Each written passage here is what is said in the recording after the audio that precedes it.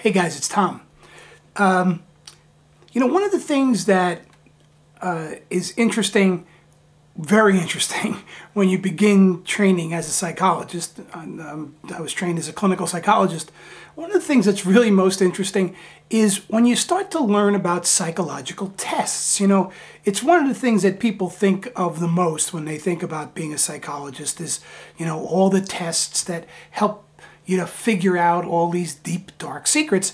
And, there are all kinds of tests that psychologists give, and a lot of them are just tests that you give with paper and pencil and multiple choice and so on. But then there's a whole other category of tests that are called projective techniques. And the projective technique is a kind of an unstructured situation where you ask people questions about things that really don't have any set answers, no right or wrong answers of any kind, but that in fact you ask people to give you an answer that the theory is that when you give this answer, you are projecting something about yourself onto the stimulus that is being presented to you. So, for example, this image that I'm about to show you now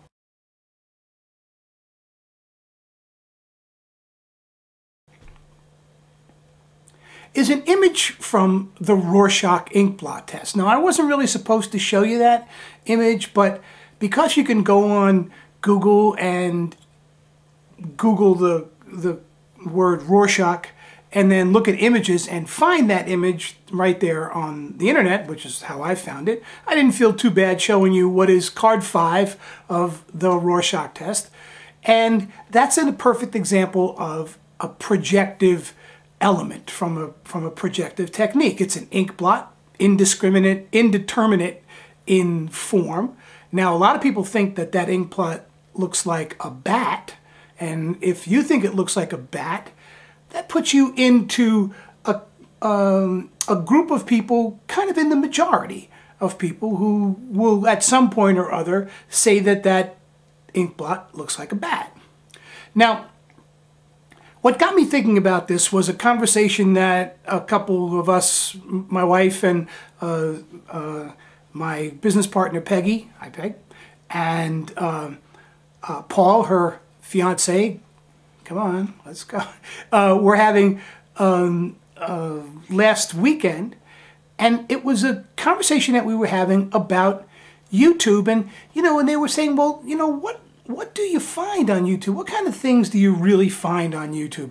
And what occurred to me is that if we were to turn that question into a projective technique, this is what it would sound like. Now, one of the other projective techniques besides the Rorschach is a projective technique known as a sentence completion test. And so, if I were to ask you to complete the following sentence, how would you do so? YouTube is fill in the blank. Now, as you fill in the blank, you're going to fill in the blank with your impressions of YouTube. And as I started to think about my impressions of YouTube, I realized that YouTube really, for me, is an echo chamber. What do I mean? I mean that if you say YouTube is a stupid, juvenile website where there's nothing but pirated material and pictures of cats, well, you're going to be right, because there's plenty of juvenile pirated material and pictures of cats on YouTube, and so you'd be correct. If you were to say YouTube is, fill in the blank, filled with pornography and hate, you'd be right. There isn't really pornography on YouTube. I think it's very, as Blunty said in a video of his, YouTube is not the place to come for pornography. If you want pornography, there's plenty of places to go to find pornography. But there's, plenty of suggestive pictures on YouTube, especially in those icon images, right, of videos. You find plenty of quasi suggestive images there.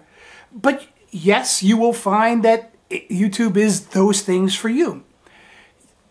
what I'm saying is that for me, YouTube really is a reflection of what we're looking for in it. If you're looking for creativity, you're going to find creativity on YouTube. If you're looking for interesting, intelligent people, you're going to find interesting, intelligent people on YouTube.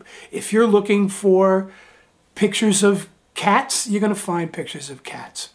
YouTube, for me, is an echo chamber of whatever we say we're interested in, we're going to find it here. And I know for me, what I'm interested in are the kind of creative things that people do on their own in an amateur and innovative way.